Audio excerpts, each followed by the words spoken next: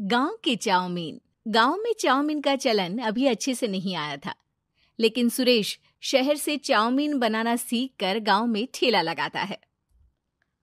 अरे ये केचुआ है क्या भैया? कैसे खाया जाता है? अरे नहीं, ये चाउमीन है। चाउमीन शहर में खाया जाता है।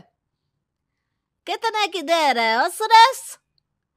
10 रुपए की प्लेट भरकर। तभी वहां शहर से पढ़ा एक लड़का आता है। जरा एक प्लेट चाउमीन तो देना। सुरेश उसे चाउमीन देता है। उसे चाउमीन खाता देख गांव वाले भी उससे चाउमीन ले लेते हैं और खाने लगते हैं। अरे वाह सुरेश भैया, कमाल की बनाए हो। 2 प्लेट मेरे बच्चों के लिए भी पैक कर दो। बस फिर क्या था, सुरेश का ठेला लगता है और चाउमीन खरीदने वालों की लाइन लग जाती है। तभी वहां से गांव का साहूकार होकर गुजरता है। और ये क्या भीड़ लगी है? लगता है झगड़ा हो गया है गांव में। चलूं मैं अभी तो मजे ले लूं। अरे कहाँ है, इतनी भीड़ लगी है यहाँ? लड़ाई हो गई है क्या?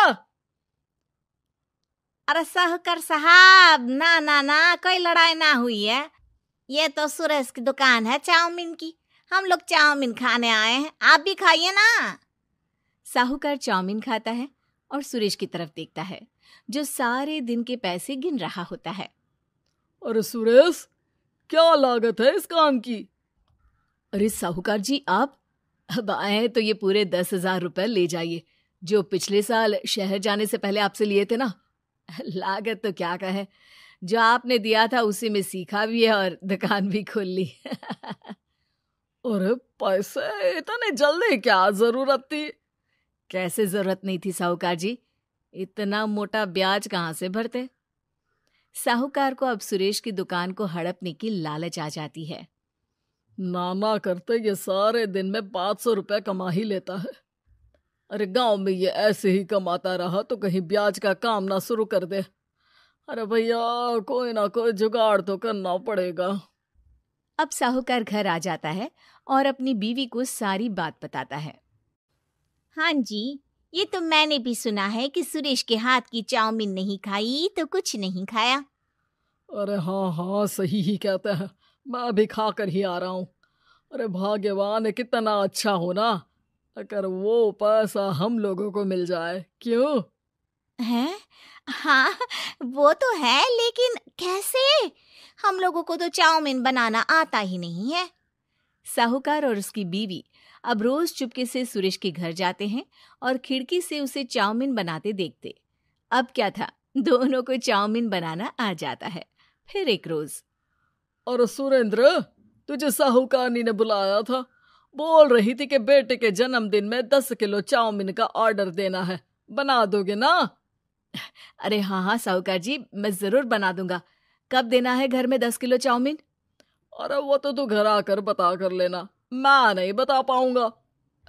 ठीक है, शाम को काम निपटा कर आ जाता हूँ। सुरेश साहूकार के घर जाता है, लेकिन वहां मियाँ बीवी मिलकर उसे बंधक बना लेते हैं। अरे मुझे क्यों बांध रखा है? मुझे छोड़ दो। आज से तेरा ठेला मैं लगाऊंगा और बहुत सारे पैसे कमाऊंगा।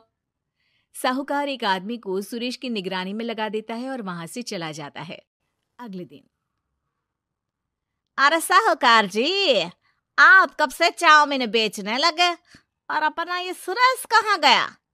अरे वो तो शहर गया है, उसका कोई काम निकल आया था। बोल रहा था कि जब तक वो ना आए तब तक मैं ही उसके ठेले का काम कर दूं। पैसे भी तो बहुत उधार ले रखे थे उसने। लगता है कर्जा भरने के डर से भाग गया है। अरे पर वो तो बोल रहा था कि उसने सारा कर्जा उतार दिया है, और वो क्यों भागेगा? इतना तो कमा रहा था। अरे मुझे क्या पता। अरे चाउमीन खाना है तो बोलो, नहीं तो भागो यहाँ से। अरे हाँ, दे दो। अब तो चाउमीन खाना पूरे गांव के लोगों के लिए आदत ही बन गया है। ना खाओ तो नींद ना आए। हाँ, तो लो और निकालो 50 रुपए। 50 रुपए क्यों? सुरेंद्र तो 10 रुपया में देता था। अरे वो पागल था, मैं थोड़ी ना हूँ। गांव वाले, जिनको चाउमीन की लत लग गई थी, वो करते भी क्या? दे दो और ये लो 50 रुपए। लेकिन फिर साहूकार उन लोगों को प्लेट में थोड़ी सी चाउमीन रख देता है। अरे ये क्या, पैसे 5 गुना ज्यादा और चाउमीन बस इतनी सी। अरे साहूकार साहब, भगवान से तो डरो। बस फिर क्या था, साहूकार की मन मर्जी चलने लग जाती है और गांव वाले करते भी क्या। एक रोज, मुझे तो लगता है कि सुरेश को साहूकार ने मार डाला होगा, क्योंकि उसका काम इतना अच्छा चल रहा था, फिर वो क्यों जाता, और वो भी साहूकार के हवाले दुकान करके।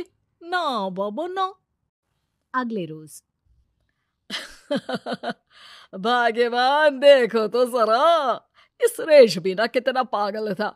जिस काम से वो ज्यादा पैसे बना सकता था, उससे इतने कम पैसे छाप रहा था। 50 रुपए प्लेट में भी गांव वाले खूब खा रहे हैं चाउमीन।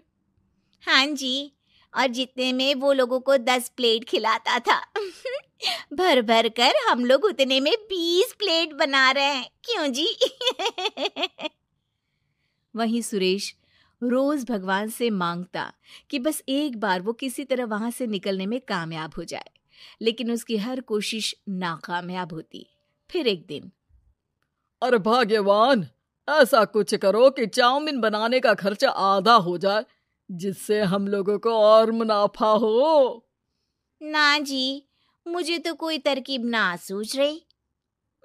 अरे सुनो, एक काम करते हैं, चाउमीन बनाने में जो सब्जी लगती है वो मंडी में लेने तुम देर रात चली जाना। तब तक वो सारी सड़ी गली सब्जी जो दुकानदार वहीं फेंक जाते हैं, वो उठा कर ले आना फ्री में।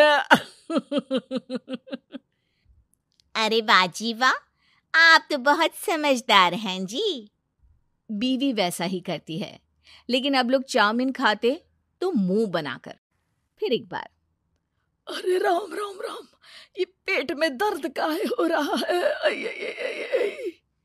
हाय रे हाय, मेरा भी पेट दर्द के मारे फटा जा रहा है। सभी को शक हो जाता है कि उन लोगों को चाउमीन खाने से ही ये बीमारी हो गई है। वहीं दूसरी तरफ जो आदमी सुरेश की निगरानी कर रहा था, वो सो रहा होता है और मौका देखकर सुरेश वहां से भाग जाता है। सुरेश गांव वालों के पास जाकर उन्हें सब कुछ बता देता है। बस अब क्या था, साहूकार के घर पुलिस पहुंच जाती है।